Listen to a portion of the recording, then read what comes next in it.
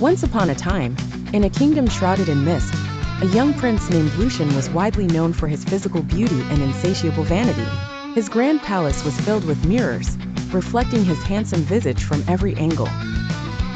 However, the most cherished among them was an ancient mirror rumored to be enchanted. One ominous evening, as the wind howled outside the palace corridors, Prince Lucian stood admiring himself in the reflection of the ancient mirror. Lost in the depths of his conceit, he failed to notice a fine crack snaking across the glass. With a careless flick of his hand, he shattered the mirror. To his bewilderment, his reflection did not disappear with the scattered shards. Instead, it stepped out of the broken remnants, forming a separate, shadowy figure. This was his shadow, released from the confines of the enchanted glass. It grinned back at him, a sinister hint in its eyes, and vanished into the sprawling palace. Panic seized Lucian as he realized he had unleashed something beyond his control.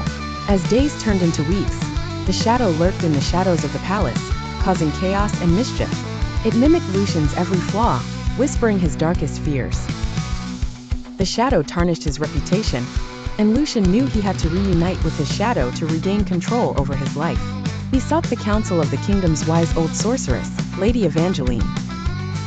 She revealed that to reclaim his shadow and break the mirror's curse, Lucian had to confront the embodiment of his greatest fears.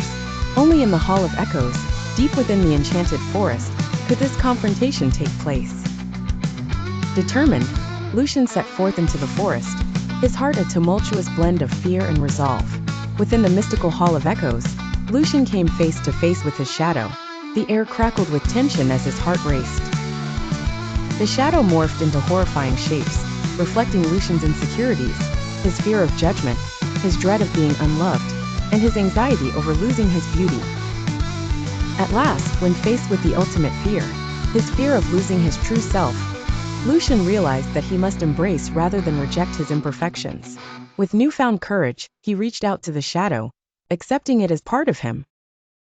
With a surge of light, the shadow returned to its rightful place, reuniting with Lucian. The curse was broken. Upon his return to the palace, Lucian found his reflection once more whole.